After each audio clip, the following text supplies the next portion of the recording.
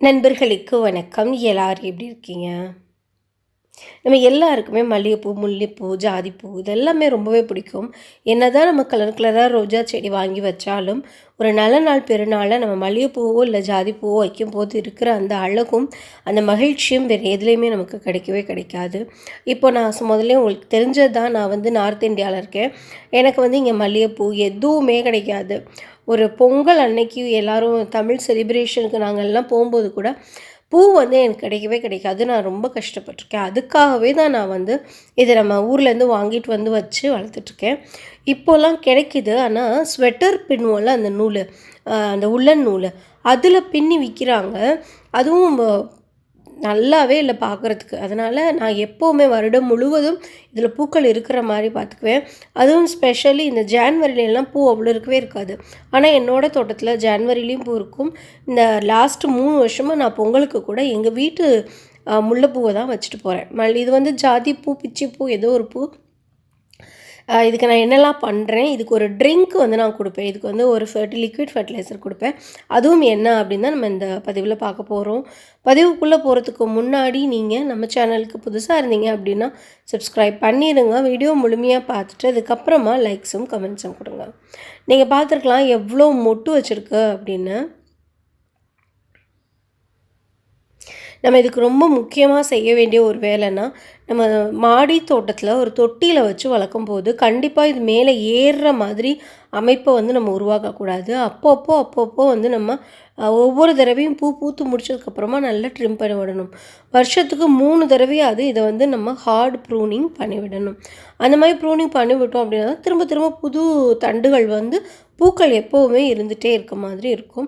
நான் ஃப்ரிட்ஜில் கொஞ்சம் கொஞ்சமாக எடுத்து ஸ்டோர் பண்ணி வச்சுட்டு மொத்தமாக கட்டி வச்சுப்பேன் தலையில். டெய்லி ஒரு 10 பூ எப்படியும் பூத்துரும் எனக்கு. இப்போ வந்து இந்த கொத்தி விடணும். 2வது குறிப்பு வந்து ரொம்ப முக்கியமானது. இந்த ஜாதிப்பூவில் வருஷம் ஆக ஆக பழைய செடி ஆக ஆக, மல்லிகைப்பூனாலும் அதே தான், பழைய செடி ஆக ஆக வந்து பார்த்திங்கன்னா வேர் ரொம்ப இறுகி போயிடும். ஸோ அதனால் நம்ம அடிக்கடி இந்த மேல் மண்ணை வந்து கொத்தி விடணும். இந்த மாதிரி கொத்தி விடும்போதே நல்லா காற்றோட்டமாக போய் பூக்கள் வந்து இருந்துகிட்டே இருக்கும். அப்புறம் இந்த நம்ம உரம் எப்படி போடணும், திட உரம் அப்படின்னா நம்ம திட உரமும் பார்க்கலாம். திட உரம் எப்படி போடணும் அப்படின்னா, மேல் மண்ணை கொஞ்சம் எடுத்துக்கோங்க. அந்த எடுத்த மேல் மண்ணிலேயே நம்ம வந்து கொஞ்சமாக கடுகு பொடி சேர்த்துக்கலாம்.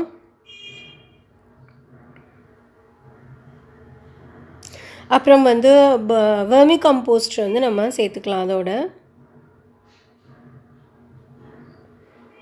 வெர்மி கம்போஸ்ட்டு சேர்த்துக்கலாம். அப்புறம் வந்து பார்த்திங்கன்னா கடுகு வந்து நான் பாதி தான் போட்டிருக்கேன், ஃபுல்லாக போடலை, சரியா? வெர்மி கம்போஸ்ட்டு, அதுக்கப்புறம் போன் மீல், அதுக்கப்புறம் இந்த ரோஸ் மிக்ஸ்னு ஒன்று கிடைக்கும். இந்த ரோஸ் மிக்ஸ் யூஸ் பண்ணலாம். நீங்கள் போன் மீலுமே ரொம்பவே நல்லாயிருக்கும். ஒரு கைப்பிடி வேப்பம் புண்ணாக்கு சேர்த்துக்கோங்க. அதுக்கப்புறமா ஒரு கைப்பிடி சார்கோல் சேர்த்துக்கோங்க. சார்கோல் அப்படிங்கிறது நிலக்கரி இல்லை அப்படின்னா, நம்ம ஏரியாவில் நிலக்கரி கிடைக்காது. நிலக்கரி இல்லை அப்படின்னா நீங்கள் வந்து கறிக்கொட்டை இருக்கும் இல்லையா, அந்த நம்ம அயன் பாக்ஸ்லாம் உள்ளே வச்சுருப்பாங்க இல்லையா, அந்த கறிக்கொட்டையை உடச்சி போட்டுக்கலாம். சார்கோல் மாதிரி இல்லாட்டினாலும் இதுவும் நல்லாவே ஒர்க் பண்ணும், நல்லாவே நமக்கு வந்து ஹெல்ப்ஃபுல்லாகவே இருக்கும்.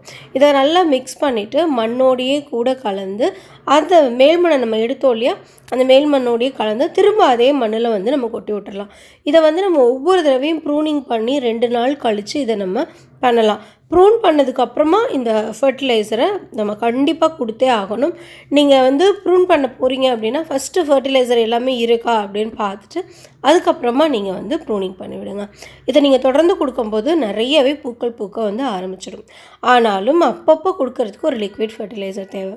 நான் கொடுக்குற இந்த லிக்விட் ஃபர்டிலைசர் வந்து பார்த்திங்கன்னா நான் தொடர்ந்து கொடுத்துட்டே இருக்கேன்.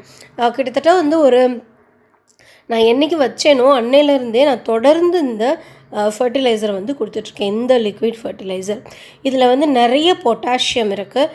எல்லா பூச்செடிகளுக்குமே இதை நம்ம கொடுக்கலாம். பூக்கிற எல்லா செடிக்கும் கொடுக்கலாம்.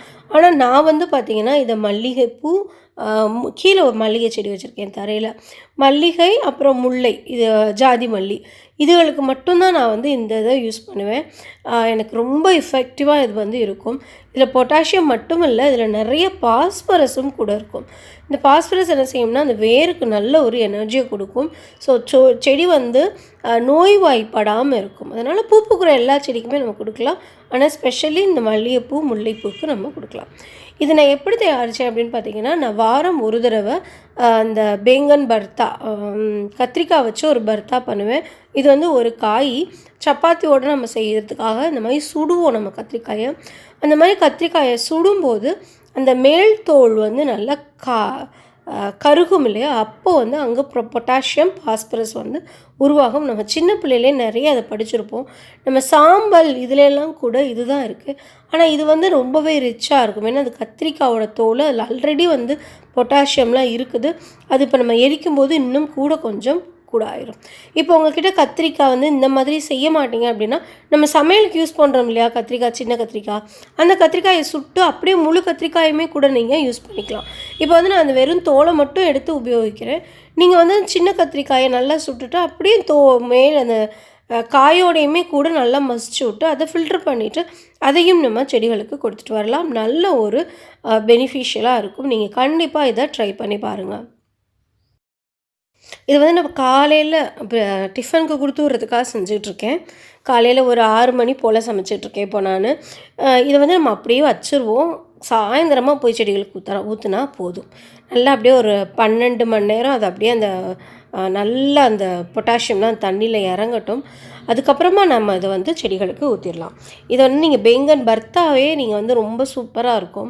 நல்ல ஒரு ஸ்மோக்கி ஃப்ளேவரோட செம்மையாக இருக்கும். என் பசங்களுக்கு ரொம்ப பிடிக்கும். பாருங்கள் கலர் எவ்வளோ இறங்கியிருக்கு உங்களுக்கு அப்படின்னு தெரியும். இது நான் ஒரு 12 மணி நேரம் கழித்து சாயந்தரம் தான் எடுத்துகிட்டு வந்து நான் செடிகளுக்கு ஊற்றுறேன். இந்த மல்லிகைப்பூ செடி, முல்லைப்பூ செடி எல்லாமே பூ பூக்கிற செடிகளுக்கு நீங்கள் கொடுத்துட்டு வரலாம். இது சாயில் அல்கலைன் ஆக சான்சஸ் இருக்குது. அதனால் ரோஜாவுக்கு கொடுத்தோம் அப்படின்னா ரோஜாப்பூ கலர் கொஞ்சம் கம்மியாக வாய்ப்பு இருக்குது. அதனால தான் நம்ம வந்து இந்த வெள்ளையாக இருக்கிற மல்லிகைப்பூ, முல்லைப்பூ மாதிரியான செடிகளுக்கு கொடுக்குறது. இந்த பதிவு உங்களுக்கு பயனுள்ளதாக இருந்தது அப்படின்னா கீழே எனக்கு கமெண்ட் செக்ஷனில் சொல்லுங்கள். தேங்க்யூ. God bless you.